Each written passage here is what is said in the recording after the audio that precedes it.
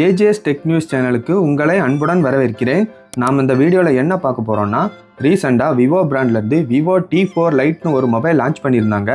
அதே மொபைலை பார்த்தீங்கன்னா ஐக்யூ பிராண்ட்லேருந்து ஐக்யூ செட் அண்ட் லைட்னு ஒரு மொபைல் லான்ச் பண்ணியிருந்தாங்க. ஆனால் 6 மாதத்துக்கு முன்னாடி மோட்டோ பிராண்ட்லேருந்து மோட்டோ G35ன்னு ஒரு மொபைல் லான்ச் பண்ணியிருந்தாங்க.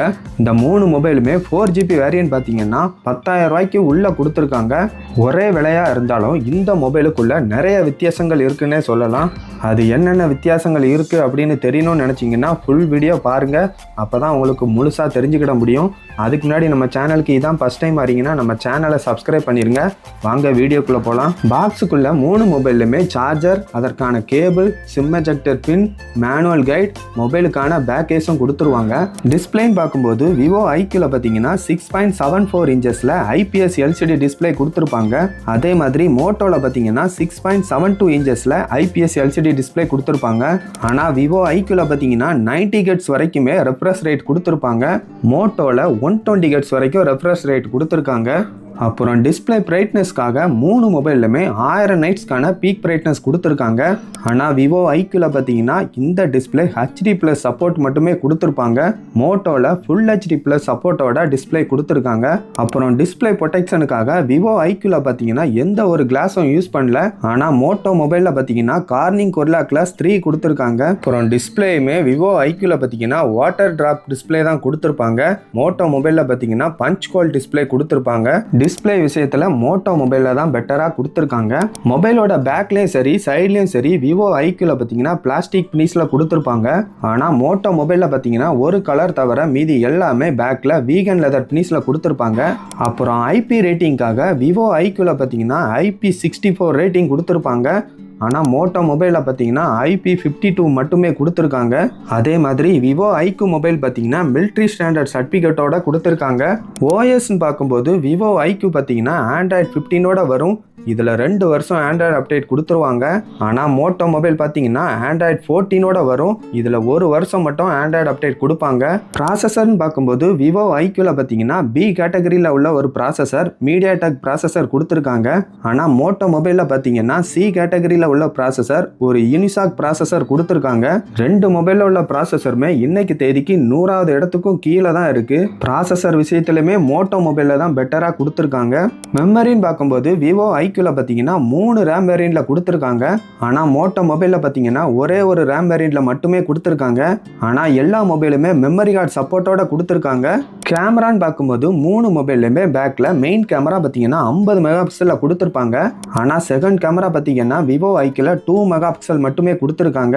மோட்டோவில் 8 மெகா பிக்சல் அல்ட்ரா வைடுக்காக ஒரு கேமரா கொடுத்துருக்காங்க. அதையுமே நம்ம மேக்ரோ விஷனுக்காக யூஸ் பண்ணிக்கலாம். அப்புறம் ஃப்ரண்ட்டில் பார்த்தீங்கன்னா விவோ ஐக்யூவில் 5 மெகா பிக்சல் செல்ஃபி கேமரா மட்டுமே கொடுத்துருக்காங்க. ஆனால் மோட்டோவில் பார்த்தீங்கன்னா 8 மெகா பிக்சல் செல்ஃபி கேமரா கொடுத்துருக்காங்க.